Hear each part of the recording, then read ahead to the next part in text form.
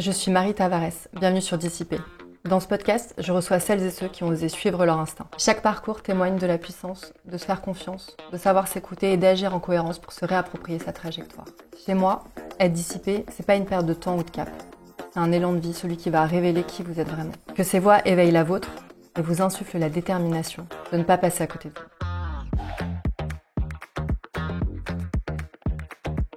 Salut Yasmine. Salut. Merci d'avoir accepté de venir me retrouver ici. On a des amis en commun. On se connaît pas beaucoup, mais j'ai déjà vu passer la tornade Yasmine. Ah ouais? Mince. Mais c'est une super impression que tu m'as fait et je me suis dit, quand j'ai eu cette idée de podcast, qu'il fallait que j'ai des personnalités comme toi. Est-ce que, pour commencer, tu peux te présenter avec tes mots à toi, très, très brièvement? Alors, j'ai 37 ans, je m'appelle Yasmine Yamarène. Je dis mon âge avant mon prénom, je ne sais pas si ça veut dire beaucoup ou pas, la pression de l'âge. Je suis maman de 2 petits garçons. Je suis entrepreneuse, la fille de mes parents, une amie, une femme dans tout son 360 degrés. Et c'est vrai que ma vie entrepreneuriale aujourd'hui, c'est très central et ça rythme mon quotidien, mais ça m'empêche pas d'être toutes les autres femmes que je peux être aussi. T'es d'origine algérienne? One, two, three. Yeah, Algérie. Je te lance. Les enfants sont déjà rodés, Ouais, tu sais, donc j'imagine. T'es née là-bas et Oui, c'est ça. t'es arrivée en France un petit peu plus tard. Est-ce que tu peux nous raconter un peu ton enfance? Oui, moi je suis née en Algérie, du coup, en 1987. On avait une vie très heureuse là-bas pour le coup. C'est vrai qu'il y a eu un contexte politique assez compliqué, une guerre civile qui a fait que ça devenait dangereux d'y vivre. Et mes parents ont fait le choix à ce moment-là, donc en 94, de quitter l'Algérie pour nous offrir un avenir meilleur, en France. Alors, est-ce que c'est une bonne ou une mauvaise décision? Je ne le jugerai pas, mais en tout cas, ça a été fait par amour. Mhm. Et du coup, on est arrivé. Moi, j'avais 7 ans. Ma petite sœur, elle avait 4 ans.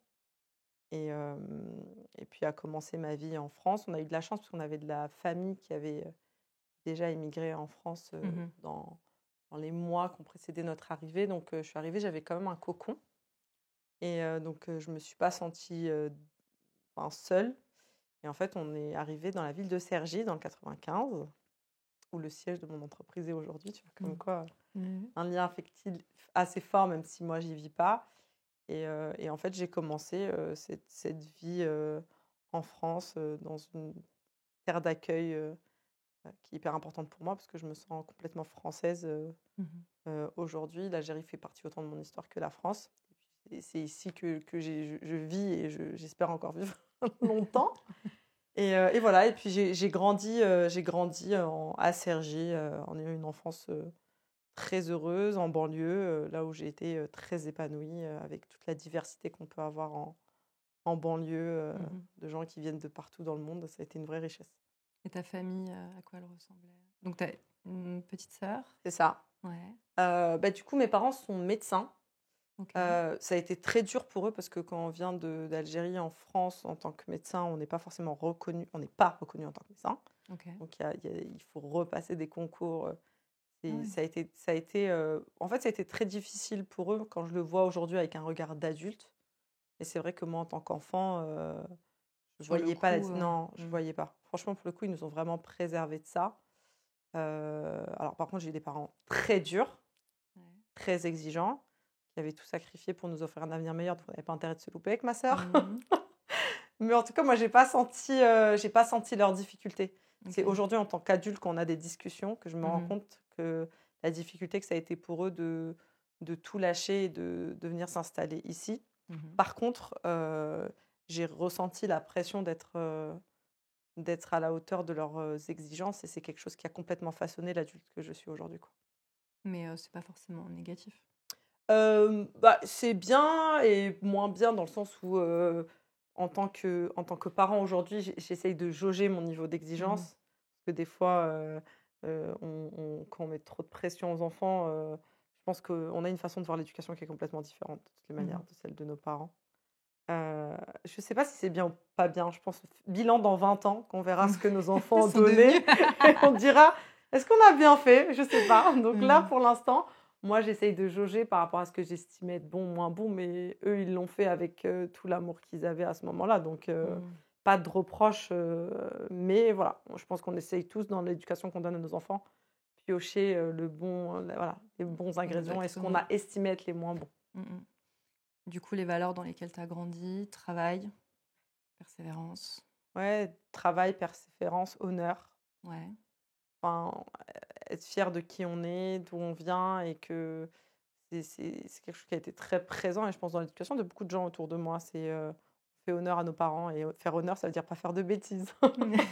Non mais tu vois? Ouais. C'était, mes parents étaient très exigeants, fallait que je rentre tôt, je pouvais pas trop sortir le Pas soir. foutre la honte. Voilà, c'est ça. Fallait pas Ouais. vraiment, tu vois? Tu avais ce truc de soit là, soit digne de ce qu'on t'a donné. Et c'est vrai que même aujourd'hui, je suis sensible à ça, des gens des gens qui font les choses bien et qui ont cette capacité de respecter finalement ce que Mmh. les aînés ont fait pour eux. Donc c'est vrai que j'ai été éduquée là-dessus. Faut pas la honte, ouais, c'est ça. Du coup, si on parle un peu de ton parcours, donc de Cergy à maintenant, Ouais. tu as fait pas mal de choses. Est-ce que tu peux nous raconter un peu? Alors, du coup, j'ai grandi à Cergy, j'ai fait mes études jusqu'au lycée et c'est vrai que pour moi, il y a eu un moment donné dans mon parcours où, m'émanciper, ça voulait dire partir de Cergy. Il y avait un espèce d'appel de la capitale. En tant que banlieusard, on était beaucoup à ressentir ça. Ça veut dire que pour ses études, il fallait partir à Paris. Paris résonnait comme la réussite. Mmh. À tort ou à raison, aujourd'hui, j'ai pas du tout le même avis sur ce que je pouvais penser en tant que jeune fille.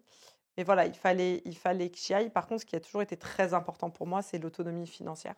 Mmh. Je suis autonome financièrement à 100% depuis que j'ai 17 ans, de mes parents, même si j'ai quitté le foyer plus tard. Mais j'ai vite compris que gagner son argent, ça voulait dire être autonome et ça voulait dire être libre de ses choix. Mmh. Et ayant eu des parents qui étaient très stricts, qui pouvaient parfois, être, très intenses dans leur volonté des choix qu'ils voulaient Mmh. pour moi, qui étaient en contradiction avec ce que je voulais. Mmh. J'ai compris voilà, en étant indépendante économiquement, ça serait beaucoup plus facile pour moi, finalement, de choisir la voie Mmh. qui n'était pas en adéquation avec celle qu'ils avaient. Mes parents avaient, heu, m'ont inculqué l'exigence des études et je leur remercie pour ça parce que je pense qu'on vit en France dans un pays où, les études et même si je trouve qu'il faut que ça change, c'est une carte de visite hyper importante pour ouvrir des portes. C'est-à-dire que le mot bac+5, il va ouvrir des portes, alors que le mot bac+3, il va pas ouvrir les mêmes portes. Alors que c'est dommage, des fois, tu as des gens Mmh. qui ont des potentiels de malades alors qu'ils n'ont pas fait d'études.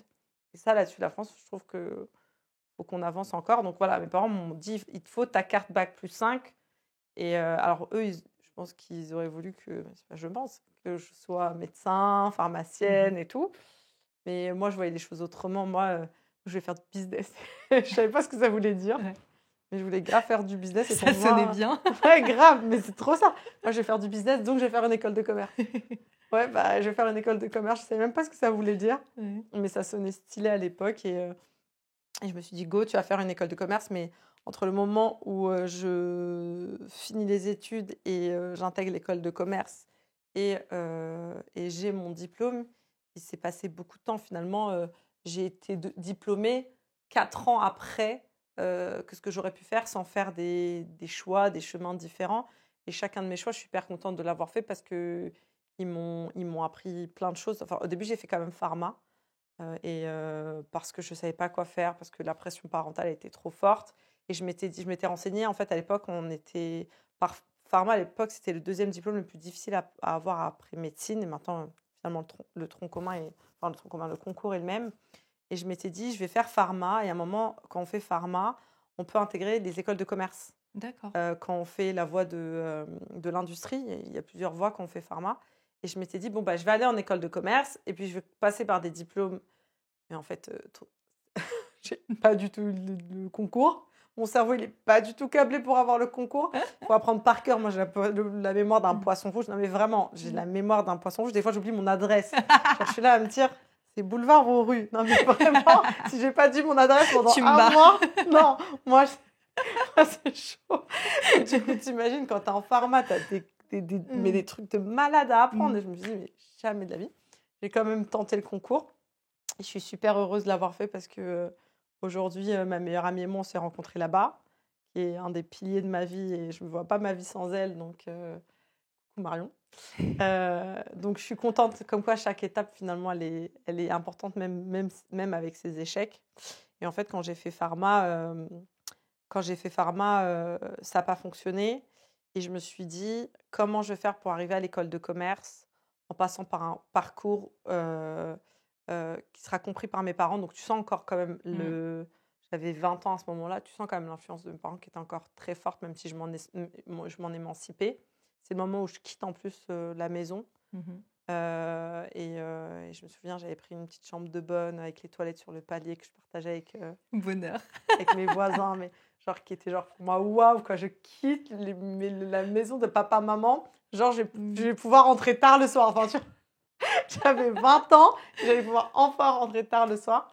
Mais à ce moment-là, je me dis, bon, faire un truc scientifique, ça va les rassurer. En même temps, tu pouvais passer les concours d'école de commerce en sortant de la fac. Et là, j'ai fait une licence de maths. Qui s'est transformée en licence de maths appliquée aux sciences sociales. Et du coup, à côté de ça, j'ai travaillé dans l'événementiel.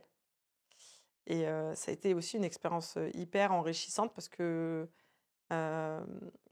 j'ai travaillé sur les plateaux télé, les événements. Et en fait, je m'éclatais dans des métiers qui bougeaient tout le temps. Tu vois, j'aimais cette notion qu'il n'y avait pas de chemin, enfin de routine qui se renouvelait. Tout. Je m'éclatais dedans.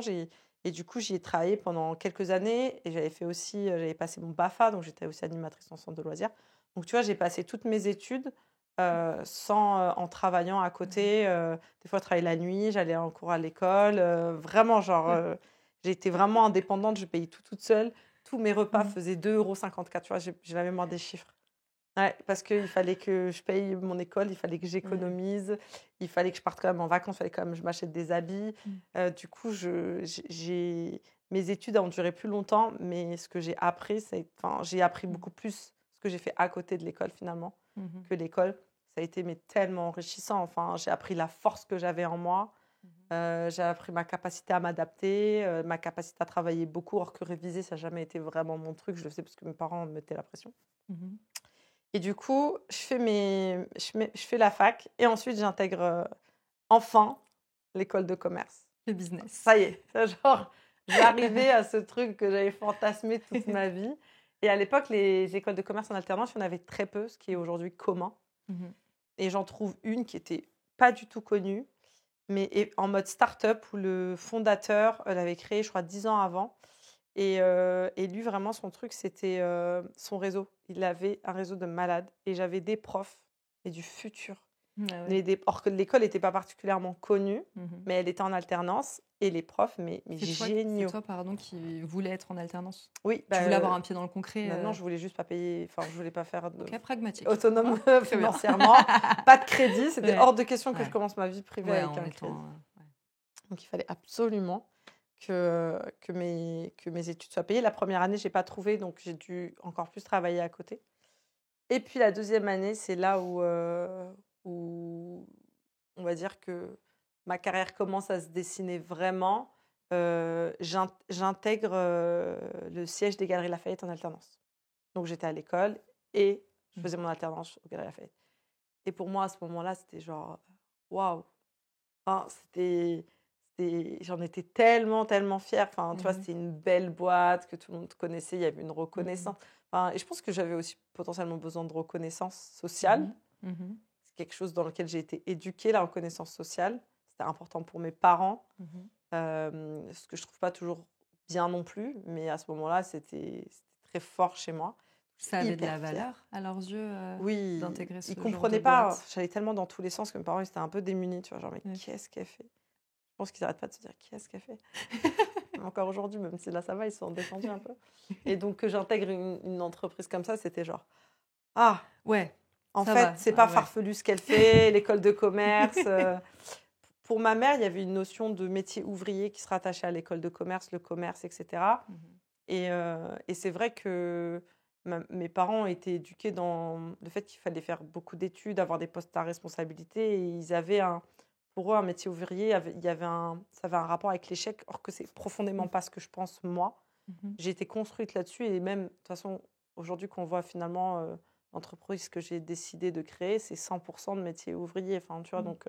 Mais moi, je le ressens... Enfin, à l'époque aussi, parce qu'on a à peu près le même âge, enfin, toutes les voies ouvrières, c'était un peu les voies de garage. Enfin, on te mettait là si tu étais nul à l'école. Tu vois, ça a longtemps été vachement rabaissé. Là, je trouve que la donne, elle change. Mais à l'époque, ouais. À l'époque, c'était l'échec, quoi. Ouais, clairement. Ma mère, école de commerce, ça voulait dire être caissière. Et pour elle, être caissière, c'était l'échec. Ouais. Alors que moi, je trouve, aujourd'hui, c'est des métiers qui souffrent de pénurie. Et si ces métiers-là ne sont pas assumés, l'économie s'arrête. Donc, justement, on ne se rend pas compte que ces métiers-là sont juste primordiaux.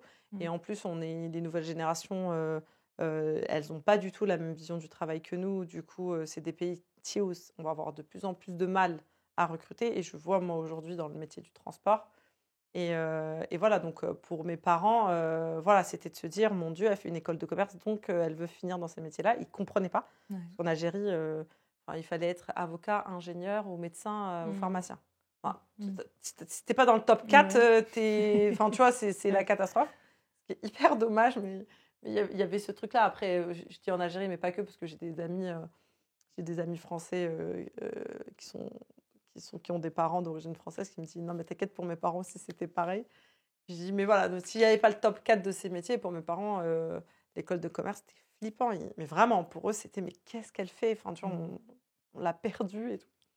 Et du coup cette alternance là, elle a été pour moi elle a été super importante dans ma construction, parce que j'ai été dans tout mon cursus, j'ai été bonne et moyenne élève. Je n'étais jamais excellente. J'ai été entre bonne et moyenne. Et quand j'étais mauvaise, c'est parce que je n'avais pas envie d'y mettre du mien. Mais si tu n'étais pas excellente, pardon, c'est aussi parce que flemme, non? Parce que tu n'es pas du tout, c'est pas un manque de capacité. Alors, il y a beaucoup de par cœur et j'ai pas de mémoire. Et en fait, je le vois aujourd'hui avec mes enfants. Surtout le deuxième, il a une intelligence sociale, mais hors norme. Mais je raconterai des anecdotes, si vous voulez. Hors norme. Et en fait, le système scolaire, or que dans savoir lire, écrire, machin, il est pas fou, tu vois. Mais du coup, c'est vrai. Ouais. Ah, mais alors, on fera battle, si tu veux, d'anecdotes, parce que j'en ai vraiment des pas mal. Et en fait, ça me rend folle parce que je vois bien que l'école ne valorise pas. Le système scolaire n'est pas fait pour valoriser cette intelligence sociale. Et moi, je pense que c'est un peu le lien. J'ai une vraie intelligence sociale. Par contre, moi, tu me demandes de retenir... Enfin, je n'ai pas de mémoire. Et c'est même une souffrance pour moi. Tu vois, c'est même l'orthographe, c'est très compliqué. Je n'ai jamais été diagnostiquée dyslexique, mais je suis persuadée de l'être parce que l'orthographe, pour moi, c'est une souffrance. Et en fait, le fait que le système valorise toujours les mêmes choses, je n'ai pas été valorisée pendant mes études. J'étais sage quand même, enfin, tu vois, sage, je ne faisais pas de bêtises. J'avais des bonnes moyennes. Voilà, c'était pas... De quoi passer les étapes tranquilles, quoi. C'est exactement ça. Donc là, je rentre dans cette alternance et là, j'excelle. Parce qu'en fait, c'était la vraie vie. Et c'est là où l'intelligence sociale, elle prend toute son importance. C'est que là, c'était la vraie vie. Ça veut dire, fallait faire preuve de jugeote, de compréhension, d'analyse. Et là, je me suis éclatée. Mais vraiment éclatée. Et tellement éclatée qu'on était 3 au début. Donc, c'était mes 2 tuteurs et moi. Et un de mes tuteurs qui est parti. Et c'était un peu mon chouchou des deux. Même si l'autre m'a beaucoup appris avec le temps. Mais elle était très exigeante. Au début, elle me faisait un peu peur. Et l'autre, je me souviens, elle m'avait dit, prends cette opportunité que je parte.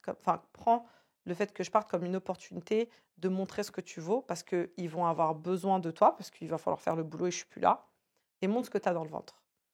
Et ça a été tellement incroyable ce que j'ai apporté, qu'ils ont mis 6 à 9 mois, je me souviens plus très bien, pour amener un remplaçant. Je n'étais pas pressée parce que je faisais le job. Et quand le remplaçant est arrivé, donc moi j'étais l'apprentie, eux c'était... ils m'ont dit, qu'est-ce que tu veux garder? On lui donnera ce que tu ne veux pas. Mal. Et là, mais c'était genre, waouh! Genre, oh, alléluia! Genre, mais vraiment, première reconnaissance de ma vie, truc de malade. Et c'est là où j'ai compris mon pouvoir ma force en entreprise. Et ensuite, là, il y a eu un vrai déclic qui s'est passé à ce moment-là. Vraiment, ma première alternance, ça a été folle. Et ensuite, du coup, dis-moi si je vais plus vite que tes questions, n'hésite pas, Non, parce que je parle beaucoup. Non, j'adore, c'est parfait. Et en gros, ce qui se passe, c'est que du coup, je suis diplômée. Donc, c'est OK. J'ai mon diplôme. Et là, je commence ma carrière. Et donc, je fais 2 ans aux Galeries Lafayette. Et là, j'intègre un gros groupe de textiles japonais qui avaient acheté des marques un peu premium partout dans le monde. Et c'est là où je commence ma vie en tant que salariée. Et ça a été, j'y ai passé 6 ans dans cette entreprise. Et ça a été les 6 ans qui m'ont permis de me dire il faut que tu te lances dans l'entrepreneuriat. Ça a été tellement enrichissant ce qui s'est passé pendant 6 ans. Ça m'a apporté tellement de réponses sur moi en tant que salariée dans des boîtes de cette typologie-là, que j'ai compris dans ces 6 années-là que la seule chose qui était faite pour moi, c'était de me lancer solo. Okay. Et de m'émanciper du schéma que j'avais prévu, parce que moi, à la base, j'avais été formatée, tu as un diplôme, tu as un bac+5, tu rentres dans une boîte et tu finis directrice générale. Genre, c'était mon programme de vie, un peu conditionné par mon éducation. Et en fait, ces 6 années faites de choses très douloureuses et de choses très positives m'ont permis de me jauger et de comprendre que j'avais envie de m'émanciper au-delà de ce que la société avait prévu pour moi. Okay. D'être aux commandes, quoi. Ça veut dire que tu as eu l'envie de devenir entrepreneur avant d'avoir une idée. Ah oui. Ouais. Donc, il y avait un truc sous-jacent. Ah ouais, l'idée, elle est venue après. Ouais, c'est juste, t'attendais juste qu'à un moment, il y a un truc qui pop. Exactement. Pour dire, allez, let's go. C'est exactement ça. Et du coup, ça a popé. Les pop-corn, en plus, vraiment, ça fait ça, c'est encore en train de popper. Tu vois. Mais ouais, carrément, en fait, j'ai eu mes 2 enfants. Ça a été un parcours très douloureux, fait d'échecs et de choses émotionnellement compliquées à gérer, qui ont fait que dans ces 6 années, j'ai eu quand même quasiment 5 ans qui ne m'ont pas permis d'avancer comme je voulais. J'étais suffisamment bonne professionnellement pour que j'avance quand même dans ma carrière, mais pas comme je voulais. Je ne me suis pas permise de changer de boîte. Il y a plein de choses que j'ai pas voulu faire. Il y a eu des opportunités où j'étais enceinte, quand même dans un pays où quand une femme est enceinte, c'est un peu, tu vois, on la met sur pause. Et c'est pas le cas partout, parce que ma cousine enceinte vient d'être recrutée enceinte au Luxembourg. Ça veut dire qu'elle a passé l'entretien enceinte et ils l'ont prise à 2 mois de son congé mat. Nous, la France, on est vraiment en retard là-dessus. Et moi, dans mon entreprise, j'essaye justement d'encourager ça. Mais du coup, dans mon entreprise, en tant que femme enceinte, j'ai bien senti que c'est la France. Et en fait, pendant les 5 ans où je me suis mis en pause pour fonder ma famille, ça a été quand même très dur de ne pas avancer aussi vite que je voulais. Et je m'étais dit, je fais mes 2 enfants, parce que j'en voulais 2. Et je dis, j'ai les 2 enfants et là, je m'occupe de ma carrière. Et en plus, pendant les 5 ans où moi j'ai mis pause, mon mari, j'ai vu sa carrière exploser. Et du coup, hyper fière de lui. Franchement, il est brillant. C'est une vraie source d'inspiration. Par contre, ça reste quand même très frustrant de se dire, physiologiquement et comment la société est faite, je suis bloquée à la maison. Et de voir lui s'émanciper, je dis, purée, c'est horrible. Putain, tu vois, j'ai envie d'y aller et je peux pas. Donc, c'est vrai que je pense que ça fait quand même monter la sauce pendant ces 5 ans, de me dire, quand ça sera mon tour et que je serai libre de mon corps, là, je vais y aller. J'ai la chance d'avoir un mari qui me soutient et il n'y a pas de rapport de force homme-femme entre nous. Donc oui. Et en fait, après justement cette pause et de me dire, c'est bon, maintenant, il n'y a plus rien qui va me bloquer, je peux y aller. Il me fallait que je trouve l'idée. Et l'idée, elle est arrivée pendant le Covid, bloquée à la maison. C'est là où cet échange assez régulier avec le livreur a commencé à me faire poser des questions et me donner envie de faire quelque chose dans ce secteur-là. Okay. Donc, tu as lancé Midi Pile. À l'époque. Qui ne s'appelle plus Midi Pile. Non. Ok. Est-ce que tu peux juste nous dire rapidement ce que c'est comme boîte Alors, en fait, il y a 3 questions qui ont été la genèse de l'entreprise. La première, c'est pourquoi le livreur, il n'a pas envie d'être garant de l'expérience client, dont j'estime qu'il est responsable. Pourquoi ce n'est que des hommes qui sonnent à ma porte pour me livrer mes colis. Et pourquoi en termes de décarbonation, ça ne s'accélère pas et ça ne va pas plus vite. Et en fait, ça a répondu sur 2 sujets sociaux et un sujet écologique. Sujets sociaux, métier ouvrier, aucune formation. On estime qu'on peut prendre des gens sans compétences, les mettre et que ça va marcher. Deuxième sujet, féminisation. La majorité des entrepôts sont en banlieue, en zone rurale, là où les femmes souffrent le plus de précarité. En face, c'est un métier qui souffre énormément de pénurie de main-d'œuvre. Donc, féminiser le métier, ça peut apporter une solution d'émancipation des femmes dans ces zones-là. Et en même temps, ça peut permettre de pallier à un sujet de pénurie de main-d'œuvre. Et troisième sujet, décarbonation. Faut de l'argent, un engagement collectif. Donc, ça, c'est quelque chose qui prendra plus de temps. Ce n'est pas juste l'engagement de MIPI qui changera les choses. Mais en tout cas, on bosse sur le sujet. Et en fait, c'est 3 piliers de l'entreprise. Ça a été pour moi le point de départ du lancement de l'entreprise il y a 4 ans, quand j'y connaissais strictement rien au transport et que je ne me rendais pas compte que j'allais arriver dans un secteur où les gens qui sont là sont tous là depuis très longtemps et dominent le secteur. Un secteur d'hommes aussi. Enfin, l'a priori pour moi, c'est que c'est vraiment... C'est ça. Ouais. Ouais, on n'est pas beaucoup. Hein. Il y en a quelques-unes. Du coup, on se connaît déjà presque toutes. C'est pour ça qu'il faut se faire entendre. C'est ça. Mais du coup, tu vois, dans les piliers que tu cites, donc, qui sont très cohérents, il y a un truc que tu as dit que je trouve hyper intéressant, c'est on ne peut pas ne pas adhérer à ces valeurs aujourd'hui. Tu vois, avec les constats qu'on fait dans la société, ça, c'est le premier truc que je trouve très chouette avec l'entreprise que tu as montée. L'autre truc que je trouve hyper intéressant et qui, je trouve, colle vachement avec ta personnalité, c'est l'approche hyper humaine que tu as. Donc là, voilà, tu m'as donné le pitch, les piliers, mais quand tu parles de ta boîte, dans tous les interviews que j'ai vues de toi, l'humain, mais ça revient systématiquement. C'est un truc qui est hyper fort chez toi. C'est surtout que c'est super difficile parce que je me bats contre une réalité de métier qui est très difficile. Ça veut dire que je ne pourrai jamais améliorer le métier. Ça veut dire que le livreur ou la livreuse, tous les matins, va venir, elle va prendre tous ses colis, c'est physiquement intense, elle va faire toutes ses livraisons, elle va être heurtée par des centaines d'humains qui ne vont pas tous être sympas. Et ça, moi, je ne peux pas le changer.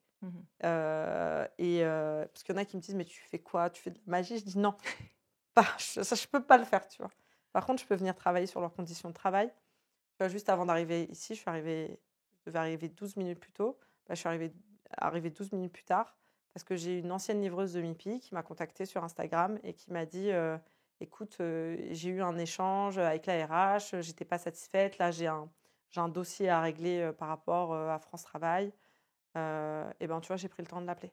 J'ai pris le DAF, on l'a appelé ensemble et en fait on lui a expliqué, parce que l'explication qu'elle a eue, on n'a pas su trouver les mots et nous on a pris le temps de de trouver les mots pour qu'elle comprenne. Et en fait, tu vois, c'est ces petites choses, ça peut paraître anodin en plus de tout ce qu'on peut faire, mais c'est de se rendre disponible, d'accompagner aussi les fonctions support. Et tu vois, c'est le point que j'ai eu avec le DRH après en disant, voilà, les équipes RH, je sais que c'est intense, on a des équipes RH qui sont très engagées, qui sont là chez MIPI pour vraiment faire les choses différemment. Mais c'est vrai que des fois, quand ils ont des interactions assez régulières potentiellement avec des gens qui sont fatigués, qui peuvent perdre patience. Donc en fait, tu vois, il y a toutes ces petites choses mises bout à bout qu'il faut faire et ne jamais lâcher, faire en sorte de toujours expliquer à l'humain. En fait, en face de toi, tu as des gens qui ont un travail intense. Il va y avoir des hauts et des bas. Il va y avoir des gens qui vont venir motiver. Il y a des gens qui vont venir, qui sont fatigués. Enfin, même qu'on fait le métier qu'on aime, il y a des jours où on n'est pas content et c'est compliqué. Et en fait, dès le début, je me suis dit comment je peux faire pour que, en se concentrant sur l'humain et lui donner tous les moyens de réussir, on peut améliorer les choses. Et en fait, finalement, ça se voit parce que nos stats avec nos clients, elles sont tellement bonnes que c'est la preuve, le fait de former, accompagner, mettre en place un management. Moi, il y a un truc qui me heurte, c'est que pourquoi, quand on a un bac+5, on a le droit à un retour sur ses KPI toutes les semaines, mais quand on n'a pas de diplôme, on ne peut pas avoir un retour sur ses KPI. Ça veut dire avoir un retour sur la qualité de son travail, ça n'a pas de valeur quand on fait un métier ouvrier. Donc, c'est tout ça qu'on impulse. On a encore plein de trucs à faire parce que je n'ai jamais levé de fonds. Donc, c'est du fait maison. Vraiment, c'est MIPI, c'est une société fait maison, mais ça fonctionne. Et l'objectif, c'est de digitaliser, c'est de permettre d'automatiser plein de process qu'on a mis en place. Il y a plein de trucs encore qu'on veut faire. Et franchement, c'est la preuve que quand tu capitalises sur l'humain te le rend bien. Pas toujours, parce que ça reste l'humain et on ne peut pas tout maîtriser. Mais franchement, je suis tellement fière de nos stats parlent pour nous, franchement. Et en même temps, il n'y a jamais de science exacte. C'est pas genre tu trouves la bonne formule, hop, tu branches et puis après ça roule. C'est quand bien même Non. tu as trouvé la formule, elle est valable un jour et elle est valable sur une personne, mais pas sur l'autre, ni le lendemain. Enfin, c'est hyper énergivore. Tu as des grosses équipes RH. J'ai cru lire quelque part que dans le ratio de tes équipes, tu avais quand même une bonne partie qui était dédiée. En fait, ce qu'il faut savoir, c'est que féminiser un métier, quand tu reçois 0 CV, allez, 1% de CV de femmes, pour féminiser, il faut sensibiliser les femmes au métier du transport. Ça veut dire que dans l'équipe RH, on a quelqu'un qui est dédié, entre autres, même si elle fait d'autres choses, à aller convaincre les femmes de tester le métier. Donc, c'est des relations avec les associations, c'est des relations avec les acteurs locaux, avec France Travail, avec les entreprises S'engagent, qu'on a rencontrées il y a quelques temps et qui nous accompagnent de manière incroyable. Et en fait, c'est toutes ces choses mises bout à bout qui fait qu'on arrive à aller recruter les femmes. Et du coup, ça ne rentre pas dans le métier d'une RH dans une autre boîte de transport parce que ça prend du temps de créer ce réseau-là.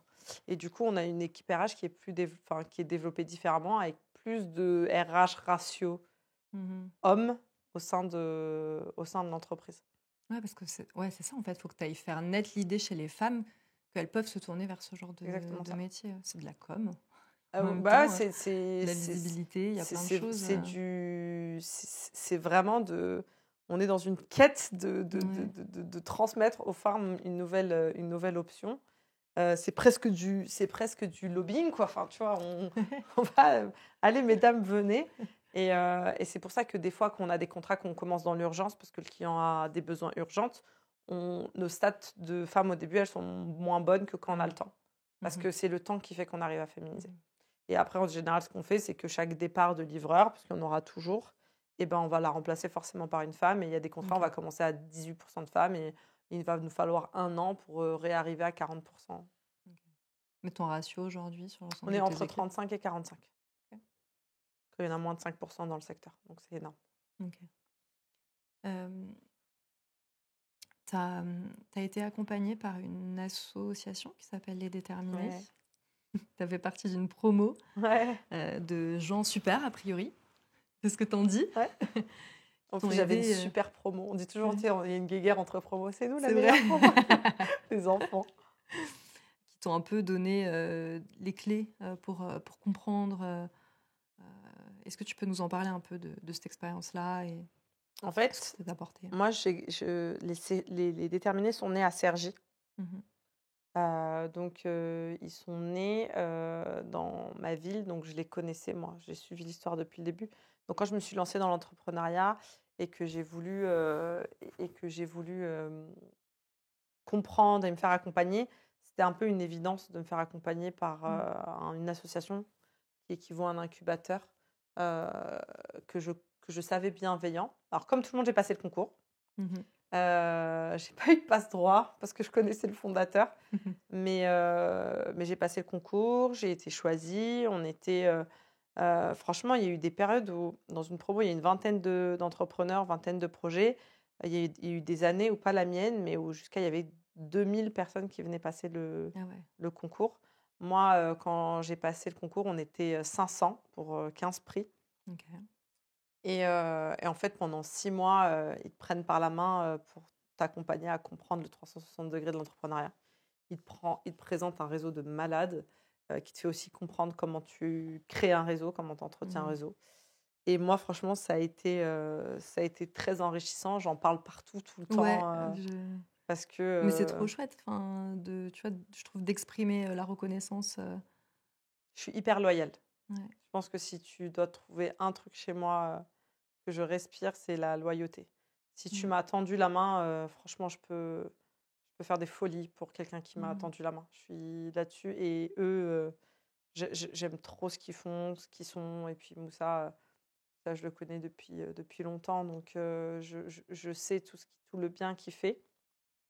Et donc, l'objectif, c'est de leur dire que quand ils accompagnent des entrepreneurs, il y a des réussites qui peuvent jaillir de cet accompagnement. Et je représente une de ces réussites, même si on a plein d'autres. Il y a, il y a un truc qui ressort beaucoup. Tu vois, tu parlais de loyauté. Effectivement, c'est un peu ce qu'on m'a dit de toi. Ouais, c'est vrai. Bon, ça va. Attention. Marion, la manière dont elle te décrit, donc Marion, c'est ta meilleure amie. C'est elle que tu as rencontrée en pharma, du coup. Ouais, c'est ça. Ok. Et la manière dont elle parle de toi, c'est tellement mignon. Et c'est exactement ce qu'elle dit de toi, c'est que tu es capable de faire mais des folies pour les gens que t'aimes, de traverser la ville juste pour venir l'aborder, lui faire un petit bisou, lui apporter sa petite soupe parce qu'elle est malade. Je sais pas d'où ça vient, mais c'est vrai que mon histoire a fait que j'ai été déracinée, on est venu en France. L'importance du cocon, je l'ai vite compris. Et en fait, je pense aussi que je fais partie. Enfin, j'ai une façon d'avoir besoin d'être aimée. On a tous une façon d'avoir besoin d'être aimé différemment. Et quand il y a quelqu'un qui va me donner autant que ce que peut me donner Marion et d'autres amis que je peux avoir aujourd'hui, en fait, je veux préserver ça. Et c'est ma façon de leur dire merci. Enfin, merci d'être là pour moi. Merci. Je veux préserver ce cocon-là. Et c'est vrai que je trouve que c'est important. Et puis, s'il y a une amitié qui finit, je préfère que ce ne soit pas de ma faute. Je déteste avoir quelque chose à me reprocher. Ouais. Ça peut m'arriver. Je ne Ouais. dis pas que j'ai fait un perfect, mais c'est arrivé très rarement. Et je déteste être fautive dans Ouais. un truc. En fait, genre, c'est l'éducation que j'ai eue. J'aime bien être irréprochable dans ce que je fais. Et c'est vrai que voilà, quand j'ai des gens autour de moi, la famille que je me suis construite, c'est mes amis, tu vois. J'ai ma famille, mais j'ai ma famille que je me suis construite. J'essaye de leur rendre bien. Et Marion, Marion est une des personnes les plus gentilles que je connaisse sur Terre. Elle parle de ce que j'ai fait. Moi, je sais qu'à un moment donné, j'ai dû aller à l'hôpital en express. C'était pas prévu. Mon mari, à ce moment-là, était à l'étranger. Il devait potentiellement revenir. Elle lui a dit non, non. Elle a décalé ses vacances pour être celle qui vient me chercher à l'hôpital. Enfin, quand tu as des gens qui font ça pour toi, s'il faut faire la moitié de la ville pour apporter une petite soupe et une petite papouille avant de dormir, moi je le fais, il n'y a pas de problème. Mais tu vois, il y a ton meilleur ami aussi qui me disait que, par exemple, à un moment, tu as eu 2 mariages d'amis en même temps. Et tu choisis pas. Des fois, est-ce que ça te coûte pas à toi? Si. Et puis, des fois, tu as aussi des déceptions parce que tu peux te rendre compte que des fois, tu donnes beaucoup et t'as des gens qui vont naturellement plus prendre et pas forcément en rendre de la même manière. Donc, il y a un trait naturel qui se fait avec le temps. Mais pareil, moi, mon meilleur ami, je le connais depuis que je suis arrivée en France. Donc, depuis que j'ai 7 ans et depuis le lycée, on est vraiment très, très proches. Et pareil, tu vois, je sais que si j'ai besoin de lui à la seconde, il est là. Et quand il a eu des périodes difficiles dans sa vie, j'ai été aussi là pour lui. Et c'est précieux. Franchement, en fait, pour moi, la famille, c'est quelque chose qui est imposé. Et c'est aussi bon que parfois pénible. Parce qu'on ne choisit pas, parce ça ne matche pas forcément, parce qu'on évolue de manière différente.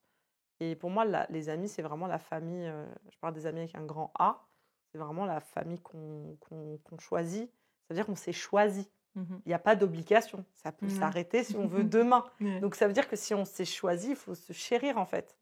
Donc, c'est un truc que j'essaye de faire tout le temps. Et puis, je suis un être social. Hein. Moi, j'aime les gens. Quand j'aime, j'aime. Hein. Quand j'aime pas aussi. Tu vois, c'est l'autre côté. Il y a toujours le défaut de la qualité. Tu vois. On voit que ça fuse. T'es bouillonnante, quoi. Ça fuse. Est-ce que des fois, t'arrives pas à te poser, mais à te reposer? Non. Non. Ok. Ma question suivante.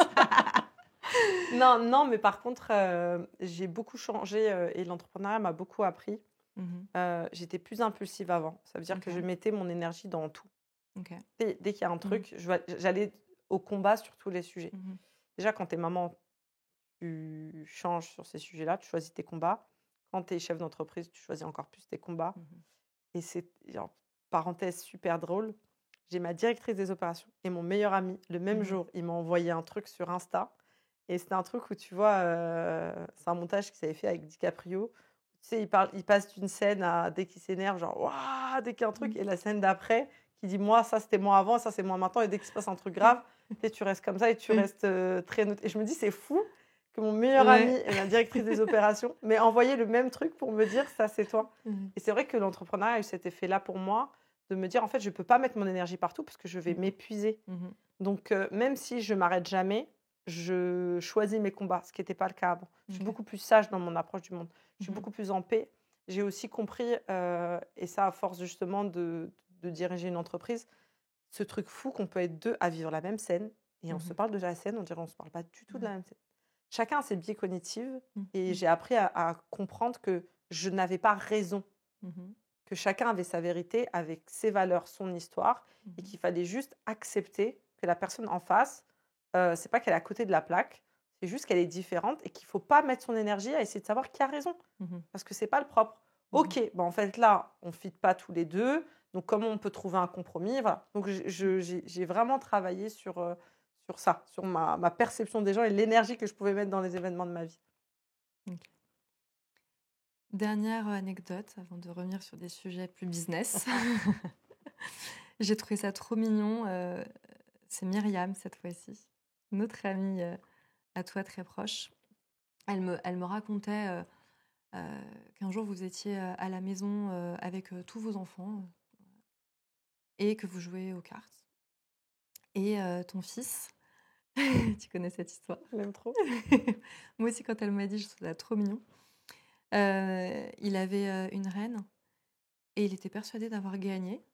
Alors que habituellement, c'est vrai qu'on dit c'est plutôt le roi. Il dit non, j'ai la reine, on est ex-aequo en fait. On est bataille. Il a dit bataille. Il est le roi contre la reine et il a dit bataille. Et genre, je trouve ça génial. Ça illustre tellement la manière dont il a dû grandir avec toi. C'est trop chouette.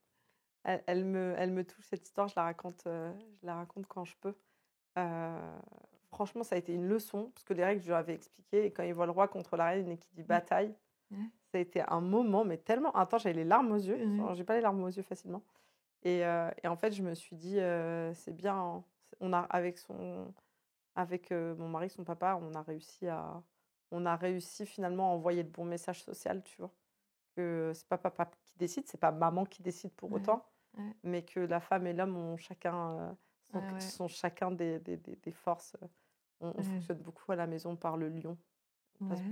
On a une éducation qui passe par la métaphore du lion. Je leur dis tout le temps, tu veux être un lion ou un escargot. C'est quoi la diff? L'escargot, il se fait écraser, tu vois. On ne le voit pas. En même temps, il prend son temps. Ouais, petit père. Ok, mais c'est lui qui finit sous la roue, tu vois, malheureusement. Clairement, c'est pas le lion. Du coup, on essaie de dire, t'es un lion ou un escargot. Donc, voilà, il y a le lion et la lionne à la maison et au même niveau. Ok, et les escargots, on les bouffe. Archi bon, que comme la langue de bœuf, je crois. Non, pardon, mais c'est horrible, ça. Qui ma balance. Marion, j'avoue tout. Elle dit même que son père, limite, maintenant, il la cuisine plus pour toi que pour elle. Ah ouais, des fois, Yasmine, elle vient, bon, je vais faire la langue de bœuf. Elle fait des petites crises de jalousie. Non, mais sérieux, attends, moi aussi, j'aime ça et tout. En plus, il l'a fait fumer, ce qui n'est pas le cas à l'algérienne. C'est pas parce qu'on aime... Enfin, c'est très traditionnel, les abats en Algérie. Tu vas dans des boucheries, tu as des têtes et tu achètes la tête, en fait. Parce que... Mais tu sais, en même temps, quand tu connais l'histoire, c'est très culturel. En fait, en fait, tu ne gaspilles rien. Non, mais il y a vraiment cette notion du gaspillage. Et en fait, la tête est faite de choses que tu peux manger, donc tu ne vas pas jeter la tête. Et du coup, c'est très drôle. Et son père, ça fait longtemps plus qu'il n'a pas fait. C'est trop bon. Tu m'as toujours pas convaincue, désolée. Non, je comprends mon mari quand il rentre chez mes parents et que ça sent. Il me dit, oh là là, j'ai envie de partir. Il déteste ça. Je reviens tout à l'heure sur ce que tu as dit, sur le fait qu'à un moment, pour décider de sa vie, il faut être aux commandes. Donc, c'est pour ça que l'entrepreneuriat, très vite, tu as su que ça allait être ta voie. Et en même temps, tu as dit quelque chose d'autre que je trouve aussi beau, c'est que tu as dit, à la fois, je vais être aux commandes, et en même temps, j'aimerais créer quelque chose qui me dépasse. Et tu vois, c'est un peu... on va dire l'équilibre entre je suis dans le contrôle et en fait je veux quelque chose dont je vais perdre le contrôle. Tu sais, ça m'a fait écho avec la croissance de l'entreprise. Au début, tu dis beaucoup je. Et là, dès que je dis je, je dis encore, mais ça me gêne et je passe à nous. Et en fait, tu sais, dans les boîtes où j'ai été, tu te sens la boîte. Mmh. Ça fait partie de toi, de ton histoire. Mmh. Et en fait, aujourd'hui, les gens de ma boîte, ils se sentent la boîte. Donc, ça veut dire qu'elle ne m'appartient plus. Mmh. Tu vois, ça veut dire que c'est la boîte de tous les gens. Ça veut dire que eux, quand ils disent Mipi, c'est Mipi. Tu vois, moi, j'ai des gens dans la boîte, ils m'ont dit, mais je mange Mipi, je dors Mipi, je vis. Mais du coup, quand je les entends parler comme ça, en fait, quand un leader peut être des fois dérangé de l'attitude, je dis, mais en fait, c'est sa boîte, tout autant que la tienne. Tu es au-dessus d'un point de vue hiérarchique, mais il a le droit aussi d'avoir ses ressentis. Et je pense que parce que ça me dépasse, que c'est une bonne nouvelle. Ouais.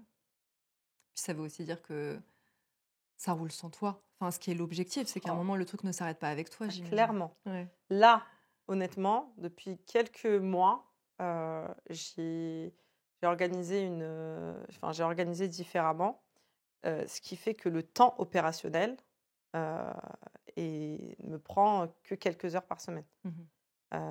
Et ça, pour moi, c'est un gage de réussite. Alors, j'ai souvent certains clients qui ont encore besoin que ça soit de discuter avec moi, ce que je peux comprendre, qu'on reste encore une petite entreprise, même si ça grossit beaucoup.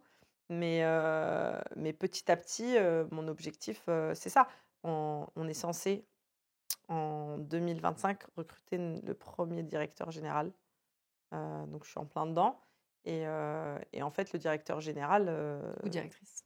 Ouais, je dis directeur parce que j'ai quelques rencontres que j'aime bien. C'est pas des femmes. J'aurais bien aimé, franchement. Mais c'est bien aussi. Il faut...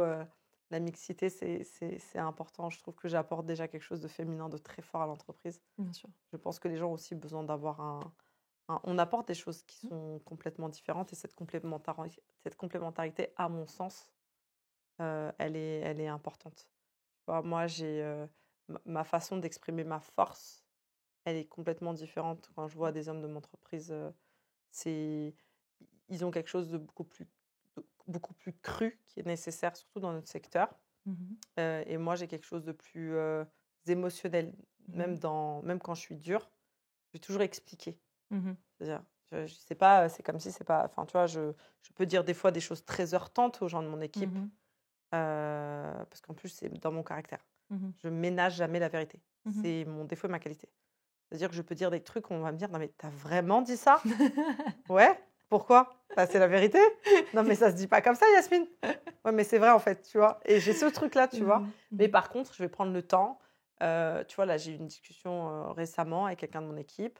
Et elle était cette personne était heurtée. Et je lui ai dit non, en fait, je dis on va prendre le temps d'en discuter.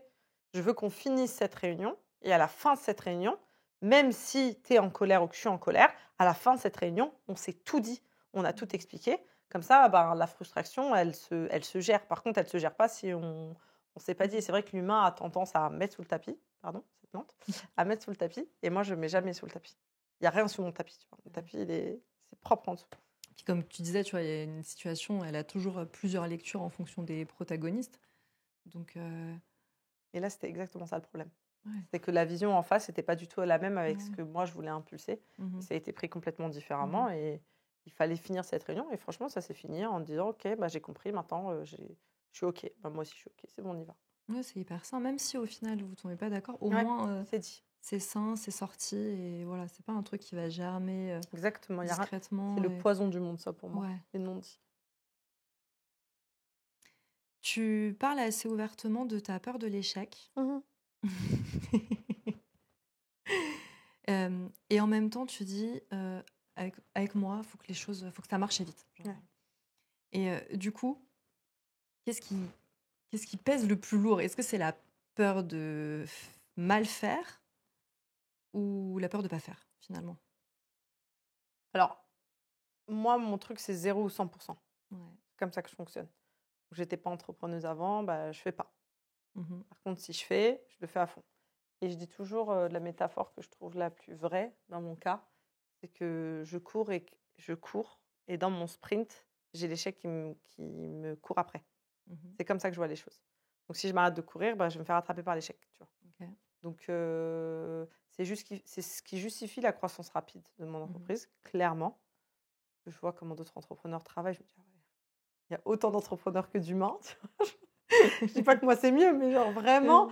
Mais moi j'ai des amis entrepreneurs, ça fait 3 ans, ils sont encore en train de de faire le concept le plus waouh possible, alors que moi, je le vendais, alors qu'il n'existait presque pas. Et en fait, entreprendre, c'est vendre. Après, chacun dans sa... Vendre peut prendre plein de formes différentes, tu vois. Ça peut être, aujourd'hui, surtout avec les réseaux, ça peut être ça peut être des vues, ça peut être de la conso, ça peut être... Et en fait, si tu ne vends pas, tu es chef de projet ou chef de produit. C'est très dur quand je dis ça. Parce que je sais que j'ai des potes à moi, je peux avoir des discussions avec... Et ça heurte. Mais en fait, si tu fais le truc pour toi, c'est un projet, c'est une œuvre d'art, c'est tout ce que tu veux. Non, mais c'est pas un business, tu vois.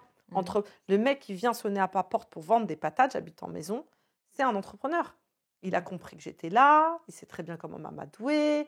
Tu vois, en général, c'est les mêmes profils. Tu as les fils qui restent dans le camion, c'est le papa d'un certain âge qui vient de vendre, genre hyper amadoué. Moi, je lui achète ces trucs à tous les coups. Il vient me toucher là où il faut, tu vois. Donc, lui, il a compris.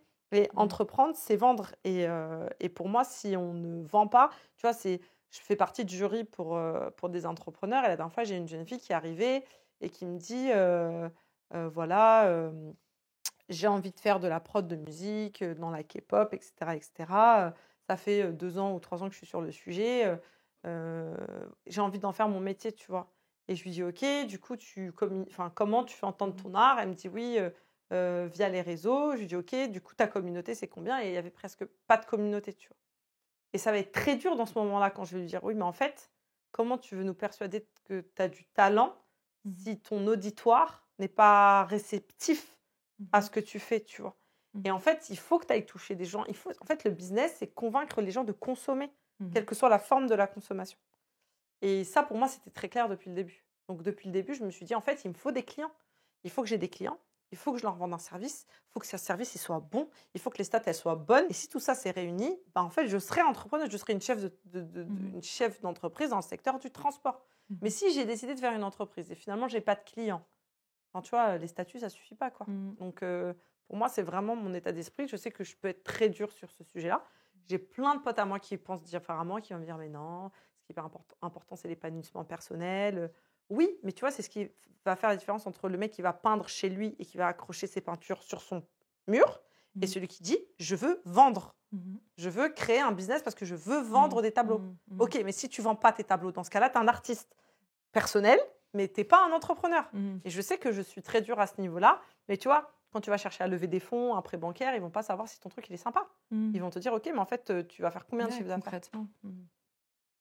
Mais du coup, ça peut être un peu dur des fois, je trouve, de jauger entre il faut agir, il faut qu'il y ait des choses concrètes, voilà, il faut prouver. Et la passion.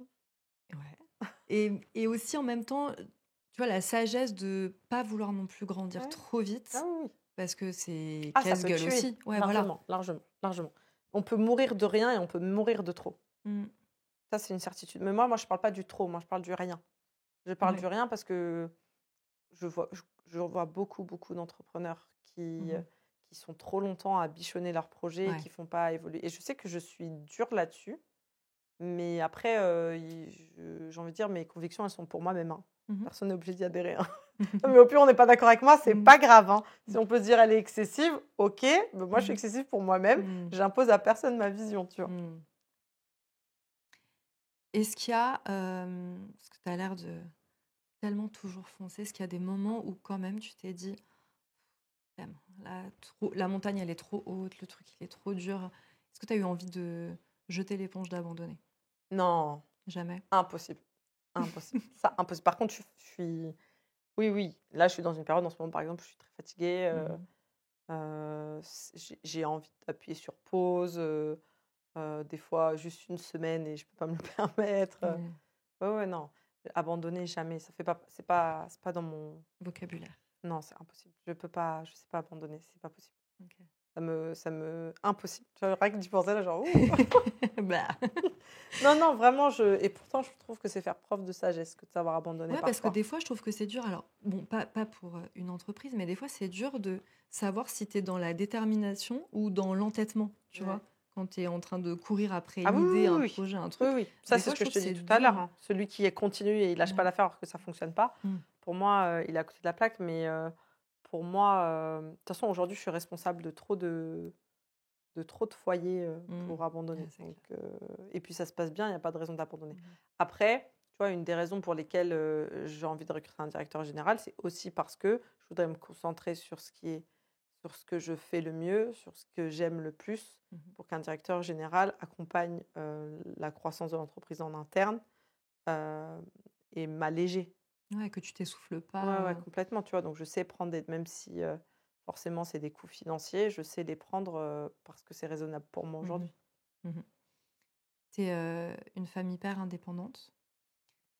En gros, en substance, je t'ai déjà entendu dire les gens, faut pas les écouter.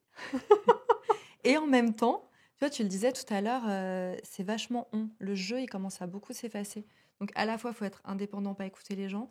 Et en même temps, bah, tu es le chef d'orchestre de toutes ces personnes, toutes ces équipes, ces foyers. Comment est-ce que tu arrives à équilibrer, à jauger entre j'écoute les gens et je m'écoute moi? En fait, pour le coup, je suis hyper sûre de moi, hyper têtue, mais s'il y a 3 personnes qui me disent la même chose, je sais très rapidement me remettre en question. Ok. Donc, tu vois, s'il y a une personne au sein de l'entreprise qui va me dire, moi je dis noir, on me dit blanc, je vais écouter, je vais réfléchir. Moi, si je suis toujours noir, je suis toujours noir. Alors, s'il y en a 3, 4 qui viennent me dire non, tac, tac, tac, ce qui a pu arriver, je dis ok, bon, comment on peut jauger les choses différemment? J'ai quand même, je pense que ça, c'est quelque chose que j'ai appris à développer chez moi, c'est ma capacité de me remettre en question. Ouais. Je ne l'avais pas plus jeune. Aujourd'hui, je sais largement me remettre en question. J'ai arrêté de penser que j'avais la réponse ultime, ce qui pouvait être le cas quand j'étais plus jeune, de penser que forcément... En fait, comme je suis quelqu'un de très cartésien, je me dis que si j'ai expliqué 1 plus 1 égale 2, 2 plus 2 égale 4, pourquoi tu viens de me dire 5? Tu vois, or qu'aujourd'hui, je me suis dit peut-être qu'en fait, son 1, c'est un 1,2, 1,2, 1,2, et du coup, c'est 1,2 plus 1, tu vois. Ouais. Donc, Et en même temps, faut pas non plus écouter tout le monde. Enfin, tout oui, n'est pas bon à apprendre, tu vois. Et je trouve que c'est important aussi de savoir s'entourer. Ouais. C'est ce que je disais, tu vois, ce matin, j'avais un interview et on me disait si tu devais donner un conseil, c'est quoi? Je suis toujours par ce conseil. N'écoutez que vous dans vos ambitions, mais apprenez à écouter l'écosystème pour ne pas foncer dans le mur, tu vois. Et c'est ce truc-là, cette dualité, c'est tellement compliqué. Ok, j'y vais, j'y vais, j'y vais, j'y vais, j'y vais, parce que je m'en fous si on me dit que j'ai tort. Mais en même temps, si lui me dit que c'est pas bon, lui me dit c'est pas bon, lui me dit c'est pas bon, bon, peut-être qu'en fait ils ont raison, peut-être que... Et du coup, il y a un côté un peu schizo quand même. Franchement, en tant qu'entrepreneur... Ouais, c'est dur de naviguer entre tout ça, tu vois. Trop dur d'être... De savoir... Franchement, c'est comme faire des gosses, c'est comme accoucher. Il ne faut pas savoir à quel point c'est difficile avant. Ouais. Ah, vraiment. Dans cette course dans laquelle tu es tout le temps, est-ce que des fois, tu arrives à te poser, à regarder en arrière et à te dire, ok, c'est cool? Non. Non. Mais non. Pourquoi? Parce que c'est cool. Je me dis jamais bravo. Ouais. J'entends la société me dire que c'est bravo, c'est bien. Ouais. Et ça, je l'ai compris quand j'ai signé mon premier contrat il y a 3 ans. Ouais. Avec le leader mondial du e-commerce. La seule chose que je me suis dit... Commence par A et qui finit par N. Ouais, c'est ça. Ok. Et que d'ailleurs, un client que j'aime beaucoup, Ouais. vraiment, parce qu'il a été le premier qui m'a donné ma chance. Ok. Hyper loyal, moi, quand on me donne ma chance, quand on me fait. Par contre, à ce moment-là, je me suis pas dit bravo. Ouais. Et donc, j'ai compris à ce moment-là, j'ai compris un truc chez moi. J'ai compris que je savais pas me dire bravo. Je me suis pas dit bravo. Genre, c'est quand même un truc de fou, signer ce contrat-là, quand, genre, t'as rien fait encore, que machin. Et en fait, je me suis dit, ok, donc, il va falloir faire ça, ça, ça, ça, ça. Du coup, s'il y a que lui, bah, en fait, ça ne voudra pas dire qu'on y est arrivé. Donc, il faudra en avoir d'autres. Ouais. Après, quand j'ai le deuxième, oui, mais 2, c'est pas assez, il faut 3. 3, ouais, non, 3, c'est pas assez, c'est 10. 10, c'est pas assez, c'est 15. Ouais. Tu vois. Et en fait, je sais pas, jamais je me dis bravo. Alors, je ne savais pas, parce que là, tu t'as dit en arrivant que tu venais de remporter un prix. Moi, j'avais un autre prix. Tu en as plein. Tu as combien de prix? En tout cas, tu as des choses qui te donnent de la reconnaissance. Oui. Et c'est quand même important, je trouve. Oui. Même quand on est déterminé, même quand on a une vision, etc., d'avoir quand même ce bravo que les autres te disent, c'est important. Oui. Alors, je ne sais pas me dire bravo, mais par contre, les bravos que j'ai, ces moments de félicitations, tu vois, j'arrive à me dire c'est cool. Le dernier prix que j'ai gagné, que le Future Bold Woman Award, qui est un prix tellement prestigieux que les médias algériens ont repris le truc pour dire une Algérienne qui a gagné. Tu vois, c'est très drôle. Non, mais de te dire que tu vois, ça a traversé la Méditerranée avec tous les médias français aussi qui communiquent, parce que l'objectif aussi, c'est qu'ils nous accompagnent avec notre visibilité. Et ben, ça a été une soirée hors du commun, la soirée de la remise, mais vraiment hors du commun. Et genre, j'ai eu un moment donné, je suis un peu sortie de mon corps et je me suis dit, c'est incroyable. C'est moi là. C'est moi là. Et franchement, c'est agréable. Mais tu vois, ça m'emmène à 30%. Quand je peux être à 0 DAB, genre ça m'emmène à 30-40 à tout casser. Tu vois, je ne vais pas au 100. C'est de l'apprentissage. Je ne sais pas si c'est de l'apprentissage ou si c'est une personnalité. Tu as dit un jour, on te demandait de qui tu t'inspirais au quotidien. Et encore une fois, j'ai adoré la réponse que tu as donnée. Tu as dit qu'il y a énormément de figures inspirantes dans la société aujourd'hui. Mais finalement, la personne qui doit t'inspirer, c'est celle que tu veux devenir plus tard. Je trouve ça trop cool. J'avais jamais vu les choses comme ça. Il y a plein de gens que j'admire par leur parcours, mais j'ai pas un... Tu sais, souvent, même quand tu es enfant, tu as des idoles et tout, je ne sais pas idolâtrer. J'aime pas. J'aime pas du tout le fait d'idolâtrer les gens. Tu vois, il peut y avoir... tu vois, moi, par exemple, si on prend l'exemple de Mélissa Torio, j'ai toujours suivi son parcours, j'ai toujours adoré son parcours, et elle a fait partie de mon jury pour le dernier prix. Et c'est vrai que j'étais là genre, waouh, je dois pitié devant quelqu'un dont j'admire le parcours, mais je n'idolâtre pas. Et en fait, c'est vrai qu'il n'y a pas une femme où je me dis, je vais être comme elle comme j'étais grande. Je me suis imaginé, rêvé un objectif, mais il m'appartient. C'est le mien, je l'ai construit moi. En même temps, je trouve que d'idolâtrer, ça met vachement de distance. Enfin, c'est comme si le truc, il n'est pas palpable ou c'est une autre sphère. Enfin, tu vois... Ah, moi, c'est pas ça, c'est plutôt le côté... ça veut dire que tu surévalues un être humain par rapport à toi. Tu sais, un peu comme mes parents avec les métiers ouvriers qui dévaluaient. En fait, pourquoi il y a des hommes qui valent plus que d'autres? Le fait d'idolâtrer, c'est comme si tu estimais qu'on estime que quelqu'un a plus de valeur que d'autres. Et ça, j'aime pas ça. Franchement, tout le monde a la même valeur. C'est juste qu'on fait tous des choix de vie différents. Tu sais, moi, j'ai des amis qui ont des métiers qui leur rapportent pas énormément de sous, à qui on a proposé d'évoluer dans leur carrière, ils ont dit non, parce qu'ils disent, moi, ma plus belle richesse, c'est qu'à 16h20, je suis à la sortie d'école de mes enfants. C'est pas mon truc. Mais par contre, mes amis qui me disent ça, mais waouh, en fait, ils te disent, moi, ma richesse, c'est le temps. Moi, 35 heures, je donne pas une seconde de plus à mon travail. J'aime mon travail pour 35 heures, pas plus. Ce que je veux, c'est du temps pour ma famille. Mais voilà, tu vois, est-ce que lui, celui qui dirige une boîte, il a plus de valeur que lui? Non. Ils ont juste fait des choix différents, ils les assument chacun à leur manière, tu vois. Dans tes équipes, chez MIPI, tu as de tout. Tu as des hommes, des femmes, tu as tous les âges aussi. Tu as des gens qui sont plus jeunes, tu en as des plus âgés aussi, j'ai cru comprendre. Ouais. Qu'est-ce que tu apprends un peu des deux mondes? Enfin, tu vois, à la fois des générations peut-être plus anciennes et des nouvelles générations que tu vois arriver. Alors, c'est vrai que on est quand même majoritairement des gens qui ont entre 25 et 40 ans, majoritairement. Mais c'est vrai qu'entre les plus âgés et les nouvelles générations, on a changé de planète ou quoi? Franchement, ça. Mais non, mais franchement, moi, même moi, à 37 ans, quand j'entends parler des jeunes de la boîte, je me dis, mais waouh!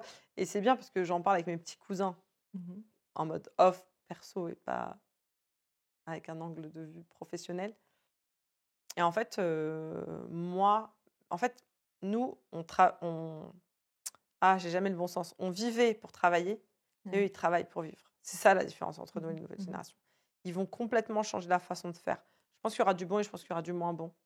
Je pense qu'il y aura du bon parce que sacrifier toute sa vie pour son travail, c'est pas l'objectif. Le moi-je a de l'importance. Par contre, je pense qu'à un moment donné, tu vois, l'économie d'une entreprise, elle dépend aussi de ces gens qui s'investissent beaucoup. Et si plus personne s'investit, il va falloir embaucher encore plus. Si tu embauches encore plus, tu ne fais pas de marge, l'entreprise, elle meurt. Et ça, c'est aussi une réalité de l'économie. Et ces gens qui s'investissaient au travail permettaient à des économies de tourner. Si tu n'as plus personne c'est compliqué. Donc moi, je pense qu'il faut un espèce de juste milieu entre ces mentalités, entre ces générations. Je pense qu'on a aussi à apprendre d'eux parce que, tu vois, à un moment donné, j'avais avec les SEC challengé une classe sur le fait de trouver des leviers pour féminiser.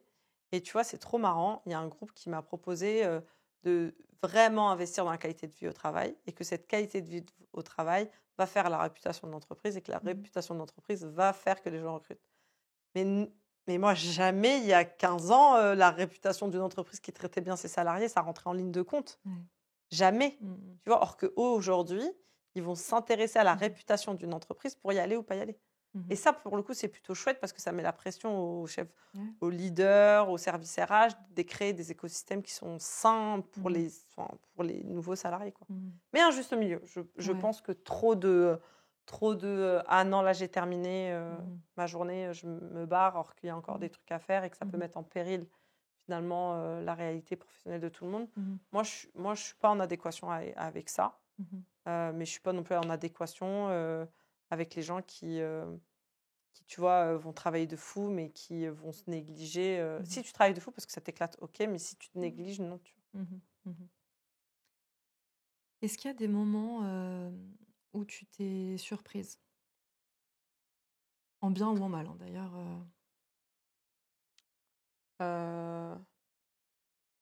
Alors, quand je vois la vie que j'ai aujourd'hui, je pense que c'est le seul moment où je monte un peu dans le pourcentage d'autosatisfaction.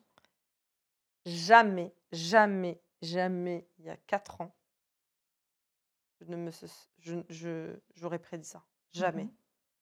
Ma capacité à créer ce que je suis en train de faire, je ne l'imaginais pas une seule seconde. Je sais que j'ai toujours eu un feu en moi. Je sais que j'ai toujours su que je pouvais faire des trucs vraiment sympas. Mais là, en plein chemin, même si tout peut s'écrouler encore, parce que je reste encore on est encore une jeune entreprise qui se construit. Franchement, mais je me dis, waouh, en fait, quand un être humain, il en a envie, il peut faire des trucs sympas. Et ensuite, des trucs que je ne referai pas, oui, il y en a plein. Tu vois, au début, je m'engageais beaucoup émotionnellement avec mes salariés. Plus finalement tu en as, plus tu te rends compte que tu ne peux pas t'engager émotionnellement, il faut avoir une distance. C'est des choses qui s'apprennent et c'est parce qu'il y a eu des déceptions aussi que je l'ai apprises. Tu comprends que ça soit ta boîte ou pas ta boîte, un humain, c'est un humain. Tu peux être déçu de tes amis, tu peux être déçu de ta famille, tu peux forcément être déçu des gens qui sont dans ta boîte. C'est normal.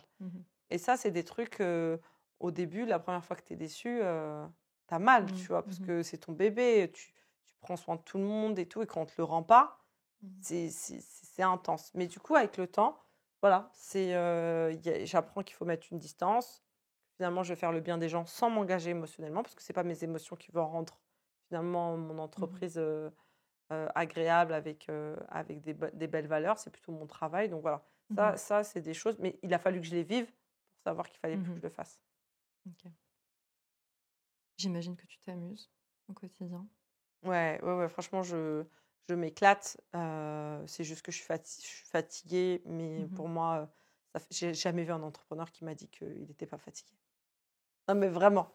Si demain je rencontre un entrepreneur qui dit moi, non, grave, bien. Nickel. Je suis peut-être parce que tu vois, ça fait 20 ans qu'il a mis quelqu'un aux commandes, mais je ne suis pas encore. Est-ce que sur l'aspect plus perso, même si moi je cherche pas trop l'équilibre pro-perso, parce que finalement je trouve que quand tu es entrepreneur, comme tu l'as dit, c'est ton bébé, donc tu peux pas poser ton bébé il a tout le temps besoin de toi et tu es toujours sa mère et tu vas toujours t'inquiéter pour lui, mais comment tu arrives à jauger, à équilibrer les deux ou à ne pas équilibrer d'ailleurs et finalement trouver une autre manière de danser? Les enfants, tant que je les sens épanouis, c'est OK. Ouais. Tu vois, des fois, je vais avoir des fois, je vais avoir des gens qui vont me dire oui, mais du coup, est-ce que tu vois, c'est tes enfants, est-ce que machin. De toute façon, les seules personnes qui sont aptes à juger ça, c'est eux, personne d'autre. je ne pense pas qu'un enfant qui a tous ses parents à 16h20 ont des enfants plus épanouis que d'autres parents qui viennent les chercher plus tard. Donc, je joue ça par mes enfants et la qualité de la relation que je peux avoir. Forcément, quand on est entrepreneur et qu'on a un conjoint, on va manquer de temps. Hein, c'est une certitude, parce que la prio, c'est d'abord la vie de famille. Donc, c'est d'abord nous 4. Et le 2, ben, forcément, il arrive à la fin de l'histoire. Et à la fin de l'histoire, c'est un travail qui se fait en disant, bah, écoute, on a potentiellement moins de temps que la moyenne. Bah, faisons que ce temps soit du temps de qualité. Et du coup, on essaie d'avoir du temps de qualité, mais c'est sûr que c'est un effort du quotidien, parce qu'il y a des semaines où on peut être moins là, culpabiliser. Moi, franchement, je sais qu'à chaque fois que mes enfants m'ont dit, m'ont fait des réflexions sur le fait que je leur manquais, bim, hop, vision globale, qu'est-ce qu'on fait? Bim, là, je vais pas travailler vendredi, je vais pas travailler mercredi, on va faire une journée tous les deux, machin et tout. Et franchement, moi, je vois mes enfants qui sont hyper épanouis. Tant que c'est ça, c'est OK. C'est eux. Pour moi, l'alarme, c'est eux. Ouais. Le reste, on s'arrange. Je crois qu'on a déjà fait un bon tour. Est-ce qu'il y a des sujets qu'on n'a pas abordés, sur lesquels toi, tu aimerais aller? Pas mal déjà. Pas Je mal. suis une pipelette, donc... Non, mais il y a peut-être des trucs... Non, écoute, je te souhaite à moi et à toi le meilleur dans nos projets, qu'ils soient faits de bonheur, de satisfaction et aussi d'argent, parce que bah ouais, sans ça, franchement... c'est quand même le nerf de la guerre d'essayer de économiquement s'en sortir, quelle que soit la forme. Ouais, je suis bien d'accord. Parce que l'objectif, c'est pas non plus les milliards, c'est trouver un bon équilibre dans tout ce qu'on fait. Merci beaucoup pour ton temps. J'espère que cet épisode de Dissipé vous aura plu autant qu'à moi. Vous pouvez partager, commenter ou vous abonner pour nous permettre de partir à la rencontre de personnalités toujours plus inspirantes. Au-delà de Dissipé, je suis consultante en marketing et j'accompagne depuis plus de 15 ans les marques à grandir et à rayonner. Si vous avez des besoins en marketing, quels qu'ils soient, n'hésitez pas à m'écrire. Je suis Marie Tavares et je vous dis à très vite.